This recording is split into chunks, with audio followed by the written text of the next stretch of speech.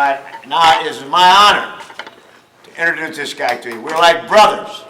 I'm 76, he's 75. He's just a kid. He lifts weights constantly because he carries me around all the time. Every time we go any place, he's always carrying me around. His name is Dr. Joe Vigil. He was the coach at Adams State for how many years, Joe? 30, 35? 30 years. 30 years. So you have the benefit of hearing the greatest distance coach in the world speak to you because he's my friend. I want a great welcome for my friend, Dr. Joe Vigil. I don't know what I can say to you young people that would alter your life dramatically in a few minutes that I have with you here, but I would like to share a few experiences with you, and perhaps from these experiences you can find something that will change your life one way or another. I want you to sit there and enjoy your life right now and look around you at your friends, because there's nothing greater than friendship in the world. Cherish it and respect it.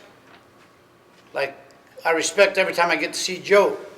You know, we don't live together, we're 2,000 miles apart, but you know, I call him up once a week or he calls me up once a week. We talk to each other. Friendship is the greatest thing in the world, people. Be loyal to your friends. I want to talk about four distinct things now for just a few minutes. And the first one is a challenge. I think every day that you people get up, you get challenged. You may not know that you're being challenged, but you're being challenged. And the challenge that we're going to give you people today is that I want each and one of you to be an impact person for your team. By being an impact person, bring something to the team that will make a difference and elevate the men of York to a higher level. For every one of you, it's going to be something different. It may be working a little harder, demonstrating a little leadership, contributing to the team in one way or another. Because you have no right to be a member of this team unless you can contribute to it. Somehow. You got to work for the right to be on this team. Look at the number of runners that have run for York in the past and have contributed to the legacy that you people are a part of. Well, what are you going to leave for your team as you go on?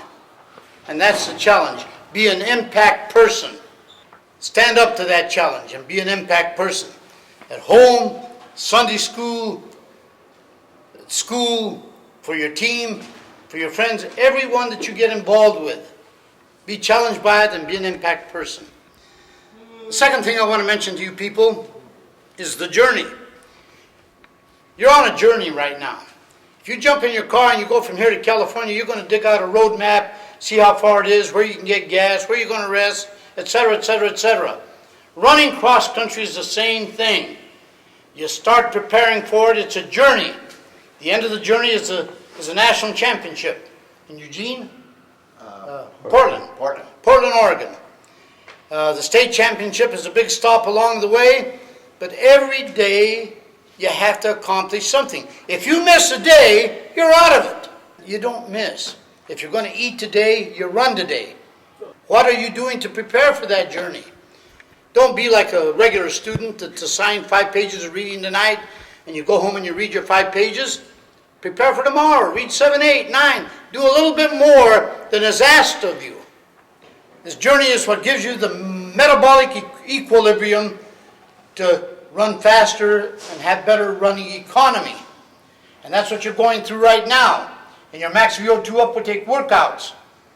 You know, I'm a physiologist. And I know that there is a cardiac threshold, but I also think that there's a respiratory threshold. And when you're running out there, and you run your 2 miles, and then you go back and run your repeat miles, that's a respiratory threshold. You increase that level a little bit more, and believe me, you'll start getting PRs. But you got to put out intelligently. You got to know the distance of your race, or time trial, or whatever you're having, and how you can run each segment of it. And that's the way a meet is. It's a journey. What do you run that first mile? The second mile. You surveyed the course. Are you able to negative split? You got to be thinking. You got to be focused on that journey. Everything that you do. Third thing I want to talk about is courage.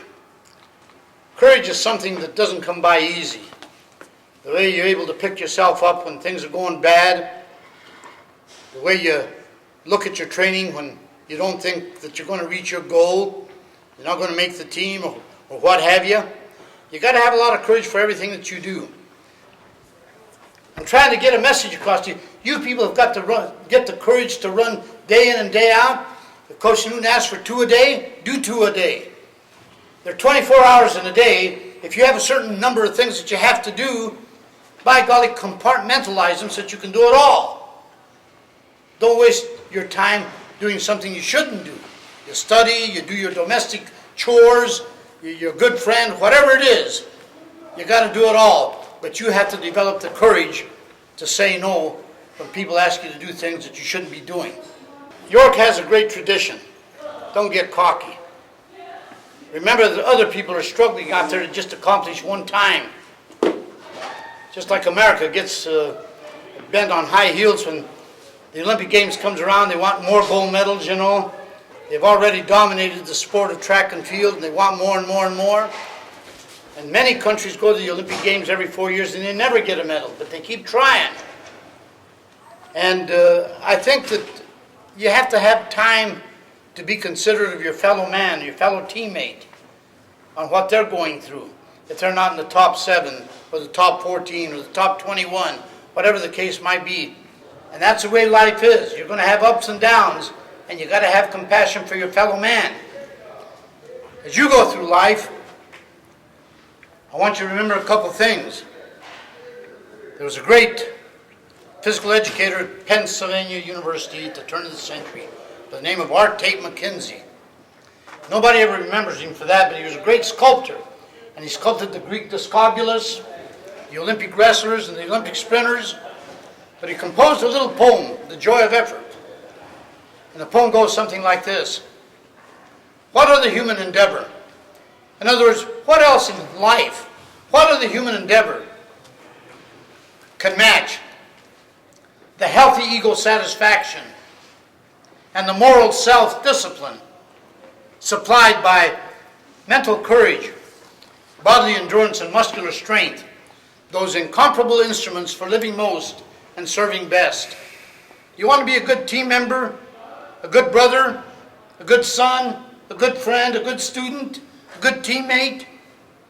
The more courage, strength, and endurance that you develop, the better off you're going to be able to serve your team.